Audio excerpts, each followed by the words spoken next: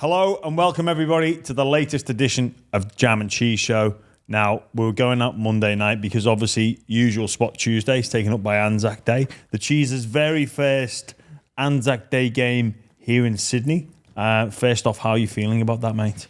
I'm pretty privileged that I've been a part of a few Anzac Day clashes, not in Sydney but in Melbourne. We played against the Warriors on most of those Anzac Days. I think the funny thing is though, on those Anzac Day clashes against the Warriors, I hate it. There's always one person in the Warriors side, or not in the side, in the crowd, that when there's a minute of silence, he'll just go the Warriors, as loud as he can in the minute. And it kind of makes me embarrassed to be a Kiwi sometimes. But also I feel privileged that, you get to be a part of this game.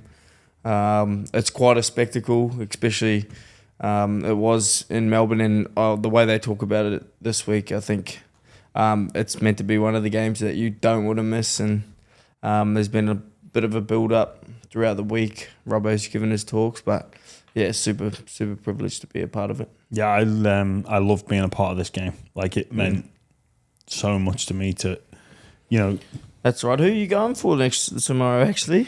I'll be going for the Dragons. Yeah, right. But, I mean, look, being out there on that day, like, it's so much more than a game. Like, when you get that sense of something overcomes you, and when you're on kind of like a test match, when you hear the anthem go, or like there's a sense of occasion. Like, this is as close to finals as a regular round can get. I used to love the Good Friday clashes, Bulldogs and Souths. This just goes up another gear, and I say this line, and it's so cheesy. I say it every time. When you're out there, it speaks to the soul, but in a language that you don't understand. Yeah, I was about to say I'm not like a big believer in much, but you kind of feel like a spiritual sense when you're listening to the anthem. I feel that way, and you feel like I guess you're trying to channel that energy. Jared actually was telling us about this guy that came in and gave a speech to them a few years ago. And he said he pumped them up so much, and they went out there and they had like 5 penalties in the first 5 minutes. But he said, but it pumped them up. Yeah. And I think they lost by like 30 or something. So hopefully you can channel that energy well. But yeah, like I said, it's a massive honour to be playing on this day. And I guess the only way we can show our respects is by bashing each other, really. Yeah. Well, look, it's sport's such an important part of the culture here in Australia. Like, people worry that the Anzac Day gets far too commercialised, and sports become a part of that. But for me, it's just a great way for us to show our appreciation to all those people that not just paid the ultimate price, but those ones that were willing to go and pay it as well, and they knew what they were going in for. Well, having said that, I don't know if a lot of them did. Like, I've been to some of those war memorials over in France, and the sheer number of names is like it rocks you, and you see the unmarked graves, and you hear some of the you get your history lesson while you're there, and you wonder if they actually did know, or what they were fighting for, or what they were going into. And I think it's a timely reminder that we get to live in a society where, you can go and watch the football in peace and not be worried about, anything bad happening. You get to go home and, there's no danger thanks to these people that were willing to pay the ultimate price. We even live in a world where you can take a photograph of your breakfast and show everybody in the world. Like, that's the type of world that we live in. There's pros and cons to it. We get to complain about our government. We get to complain about institutions, complain about the game, complain about hip drop tackles, and all thanks that we live in this society, thanks to those men that were out there, and women as well. But yeah, it's there's that sense of feeling out there. But there's also that dose of reality that, like, wow, we get to... Yeah, I think that's what was touched on a little bit in training not really in training, but just throughout the week. Is like, not only is it a special occasion, but go out there and enjoy the day, because these guys didn't pay the sacrifice for you to be living unhappily. Yeah. These guys paid the ultimate sacrifice for you to go out there and enjoy your life and live it to the fullest. So, I think there was a little bit of an element of go out there and have fun and enjoy the moment, take it all in, because you don't get many moments like the Anzac game. Yeah, appreciate what you have. Yeah, exactly. Appreciate what you have and what they've given up for you. Yeah, so. Massive amount of gratitude to those people that still do actively serve, and those ones that have served before us for their freedoms that they continue to fight for. But the weekend of football that's already gone in a fantastic Anzac round, like the South Sydney victory over Penrith was remarkable. But yesterday's game, history making. I believe it's the joint record comeback victory. Really? Yes. I didn't know that. It was a hell of a comeback. I shot the boys a message after the game. I compared them to my NFL draft team, we were terrible to start the season a few years ago, but then I named them the Resilient Bunch. Come home, took the title off Paul Momorowski, so they're now not the Finns, they're the Resilient Bunch in memory of my 2021 NFL draft win. Mate, it was quite unbelievable. Just the game itself, the Titans. What was it though? Was it the Titans fell off the cliff, or did Redcliffe just turn up in the second half? I think the Titans fell off a cliff. So, and that's not unusual for them. No, it's not. But against the Broncos, I can accept because they've got the Reece Walshes of the world, the Cobbos, the Payne Haas's, the Ezra Manns, the Katoni Staggs, the Herbie Farnworth. Yeah, like really quality players that can pull something out of nothing, genuine speed.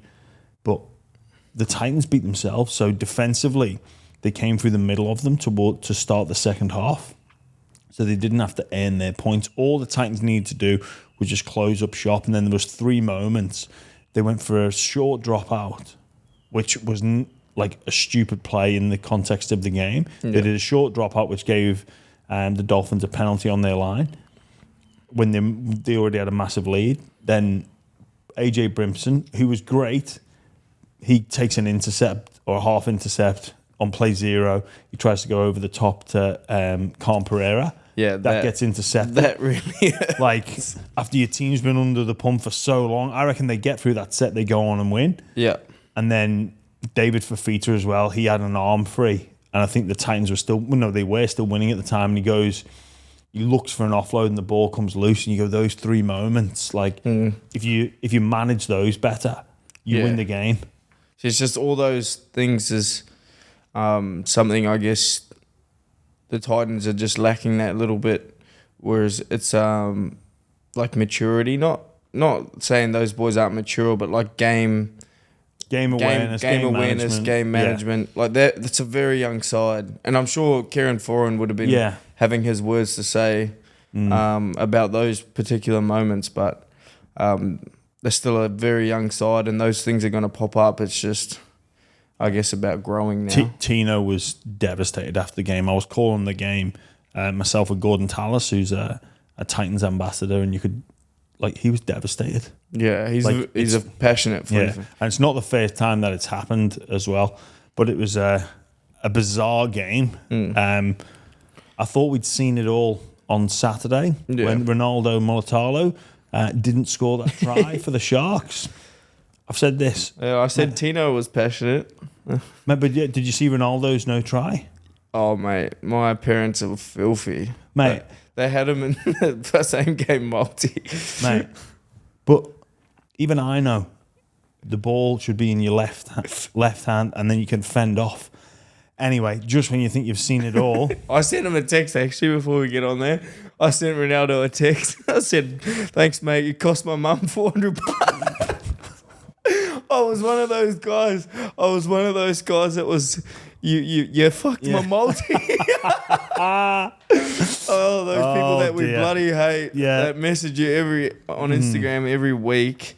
I ended up being one of those guys, and he texts me back, "Fuck your mum's multi." But we've got a pretty good relationship, so it was. What were you and your mum, or you and Ronaldo? Ronaldo and my mum. Nah. But yes, speaking of passion, Yeah, let's. there was someone a bit passionate in the commentary box on the weekend. Mate, you know what? It's just.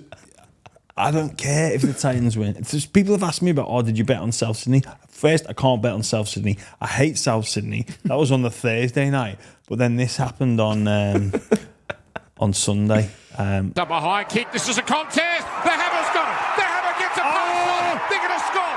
Now, player stumbles. Why didn't he score?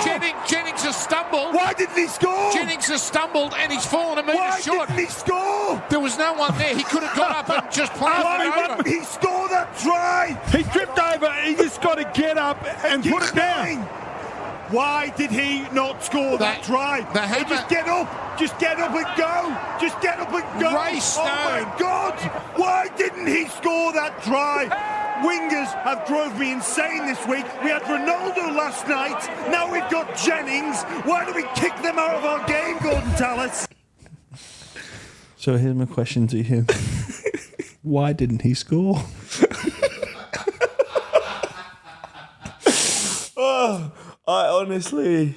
I spoke to you before. I don't know what he was. I don't know what he was thinking. The only thing I can think is that he thought he assumed that the tackle was over because he was on the ground, or he was anticipating someone was just going to come over and fold him. But he had no one. Actually, Ronaldo had no one near him. No. Like, Mate, for Jennings, like, thankfully for him, they won. he scored like 2 minutes later, didn't he? No, well, he did, but that got took off him as well. He bobbled that one, and then he eventually scored. Sure, the Queensland police will be looking at suspicious betting patterns to see if anyone had unders on the Robert Jennings 2 or more tries or whatever it could be. It was. Do you? It was bizarre, mate. Honestly, I mean, wingers. Do you think we actually need them? not with things like that. I love how you threw it to Gordy because you knew his response would be get rid of them. Mate. Why do we need wingers? And to you, Gordon, tell us. Right, that is why I don't think I could ever be a coach, because I don't even give a shit who wins that game. But I get. Are you holding? Even though you won the game, are you holding on to that? Are you holding on to it and going, look, you're dropped? I think if you're Wayne Bennett, you've got to make a joke of it. You've got to make a joke of it and almost do like He's quite the joker. Like after training, just be like, right, we're just going to do just a quick practice. You know, our teams go off. You know, you finish your session, you go off and do extras. Wayne just gets the lads in and go, Jenko, you go over there. I'm just going to give you the ball. Fall on the ground. Right, fall on the ground. Right, there's no one around you. Now what do? Stone, you go next to him. You tell him what to do.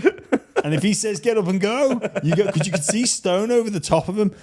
Oh man, what? Seriously. Surely you run over and just grab him and drag him over the But he's lot. screaming, get up, mate. It was 5-2, so they had to give the ball over.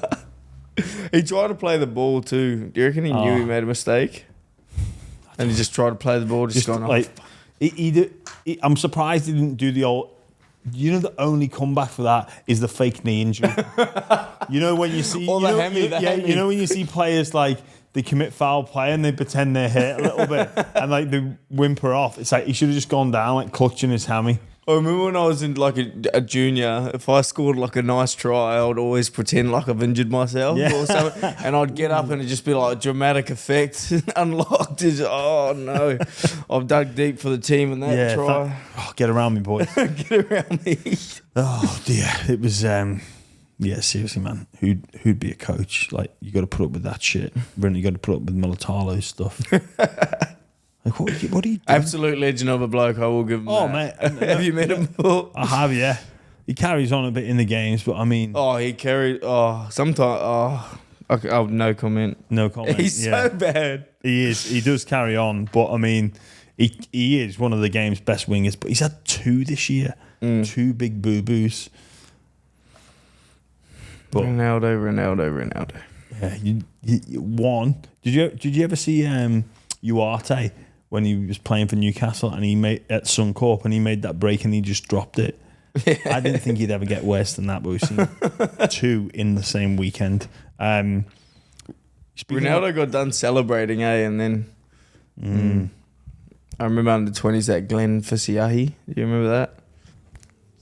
Oh, Kissed the sky and then he got tackled dead. Yes. We're going to take a quick break from the show to talk about our new partner, AG1. Now, I love AG1. I've been taking them for about 6 months now. I've noticed multiple health benefits. My gut feels better. My focus is more clear. My intensity in my workouts has gone up as well. And this is all thanks to AG1. It's the one-stop solution for all your supplement needs. I love starting my day with a refreshing glass of AG1. So simple.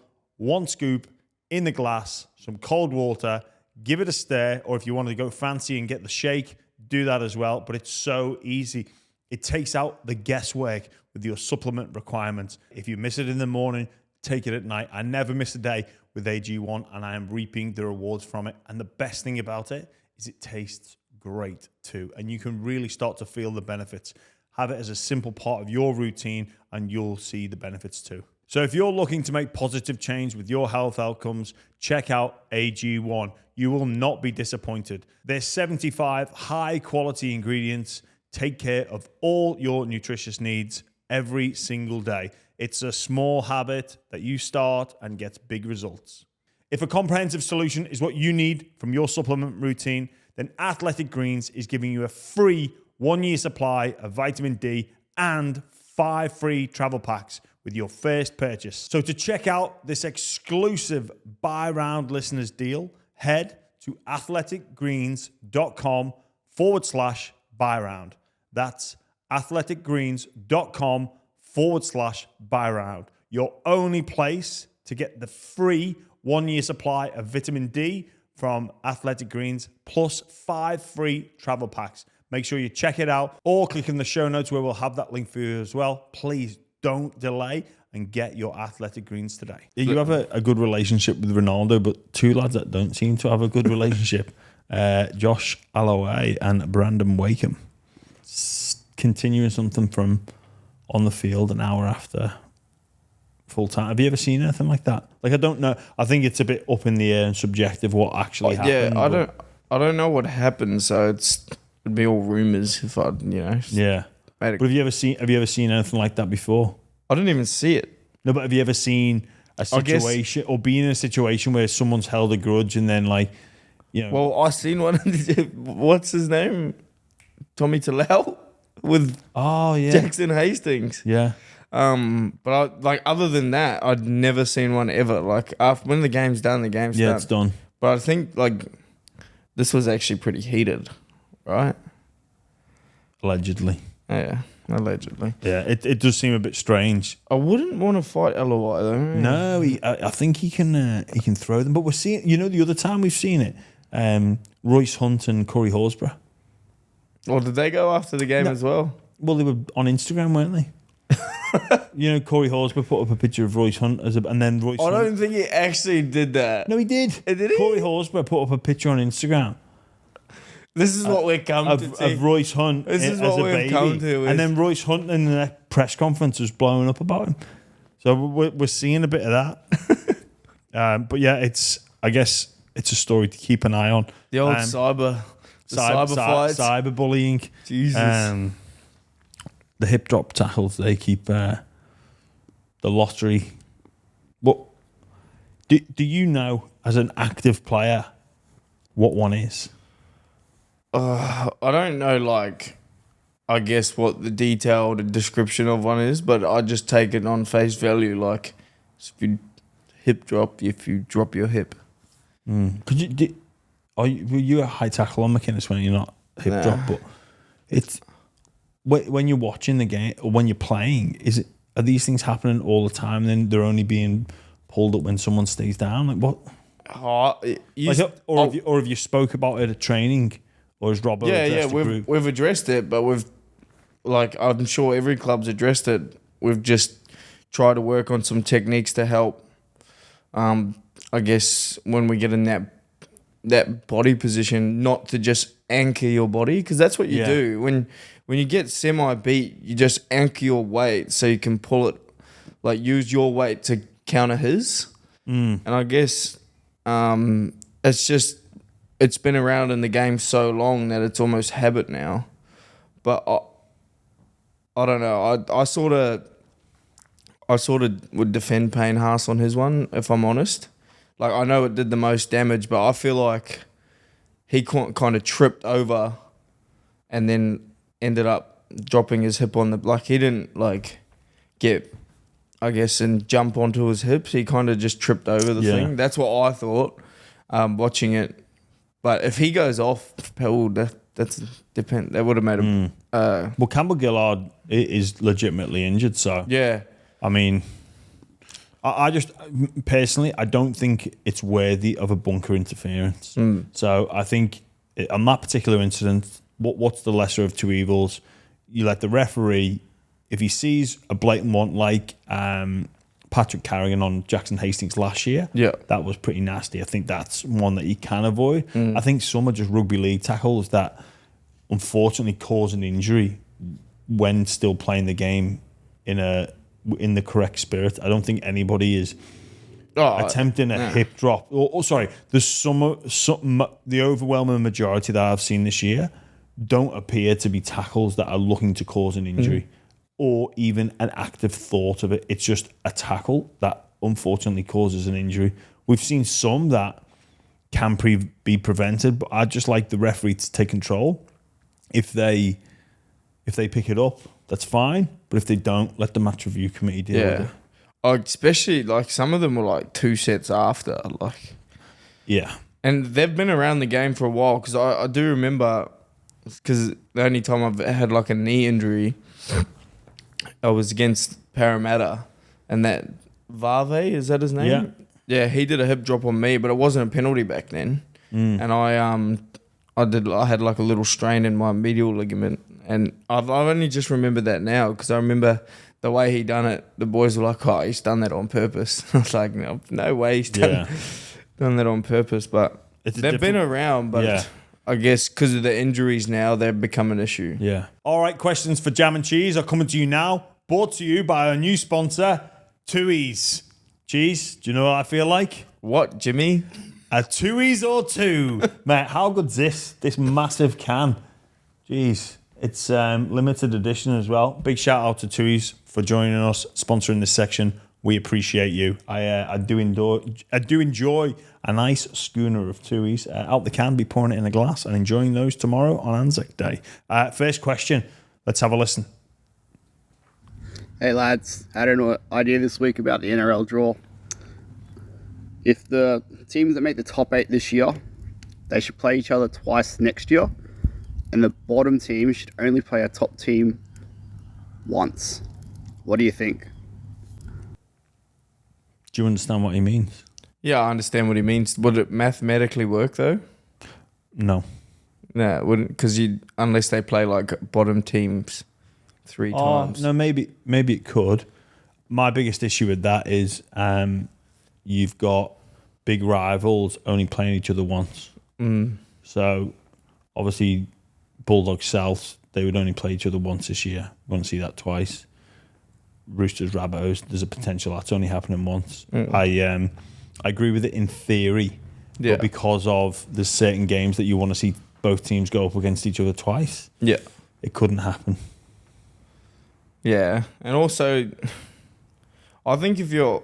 Well, I don't really know. I haven't really been a part of a team that's, I guess, not... a chance for the top 8. I guess those are the games you'd think you'd want to get up for, especially I want to get up for a game against a better team, and if you're only limiting yourself to one of those games, then I don't know. I just don't like it. I don't like it. No, I mean you're never gonna solve the The only way you can solve it is if everybody plays each other home and away. But it's not going to happen. So, look, we're going to have to... It's a good thought, though. It is a great thought, but it's just one of those issues that as a draw, with the competition the way it is, we're going to have to live with. Unless they bring in an 18th team, look for conference systems. I don't know, but there's no way... like you say, Cheese, if mathematically, so you play 16 teams once. Sorry, you play 16... No, you'd play 8 teams once. 8 teams once. And then you'd have to make up... the other 8 teams out of the 18. Twice. So that'd actually work. Yeah, it would work. So you play 24 games? No, you play 26 now, don't you? No, but if that model, you'd play 8 teams once, which is 8, and then the other 8 teams Have twice. a go at us. Mathematical geniuses. Wasted talent is what we're talking about here. Now, great idea, but there's too many holes in it, and it would never be perfect. And then you've got the issue of tanking and all that jazz. Yeah. I know it's not perfect, but let's just leave it as it is. Next question. Hey, James and Cheese. Just want to know what's your best roomie story, but it's got to be a bit more than PG rated. Tell us some loose shit. Have you got one?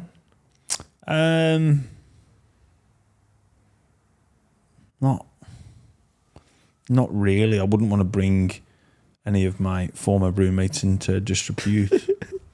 I remember being on a camp when we were like 15 though. We were like, it was a national camp, and we were in different groups. There was like about 80 kids on this camp, and we were in like 4 groups. Is this when you were 15? Yeah. And one of the teams, the white team, in their like sort of dorm, they didn't flush the toilet for like 2 days, and it was disgusting. Like absolutely disgusting. Like, thank God I wasn't in that little group, but that's teenagers and I guess a bit of boredom creeping in. I'm trying to think if there's any like roommate stories. I've got one.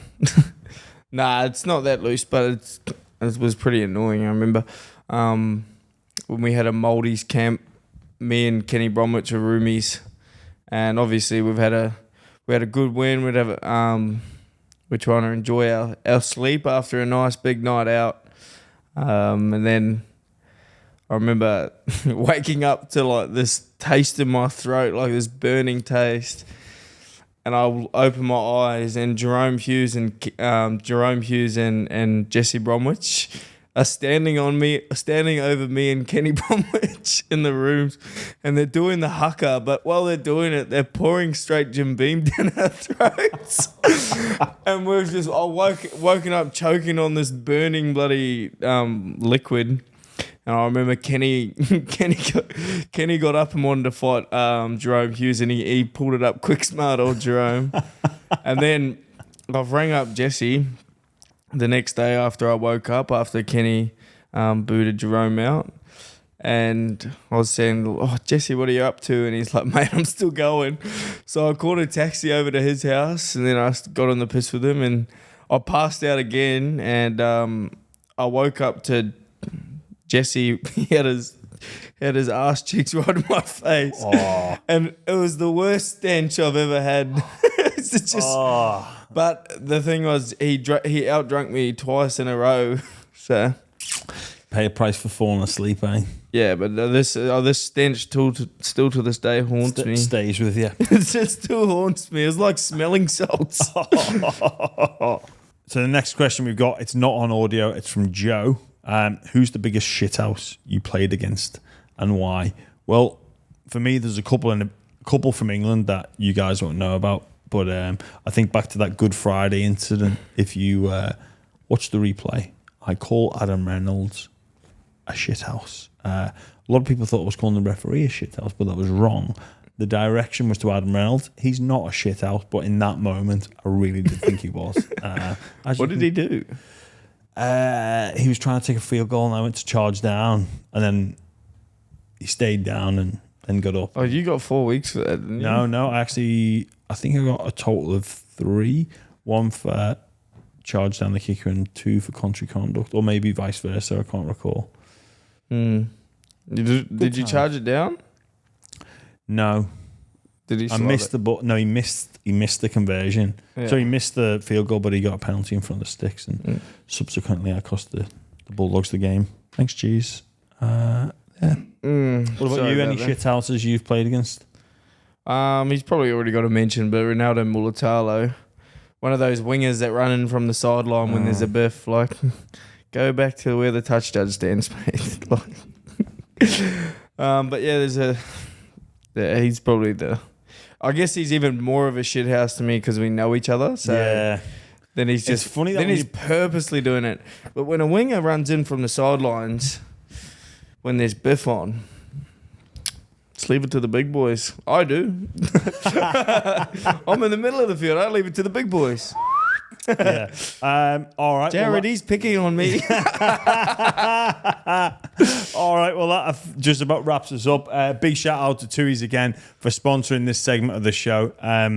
It's great to have a Tui's. I'll be having a couple tomorrow on Anzac Day. But as always, please drink responsibly. And that just about wraps up the show. Cheese, all the best tomorrow. Enjoy the occasion. I imagine it's going to be a sellout and a packed house. I'm excited for you. These are the days that you do truly miss. And I like what you said about having going out with a smile on your face and appreciation and gratitude, because without those people, we likely wouldn't be in this position. So big shout out to everyone who's served for our freedoms and the respective countries. It is appreciated. Thanks, Jimmy. I'll get him for a second, yeah.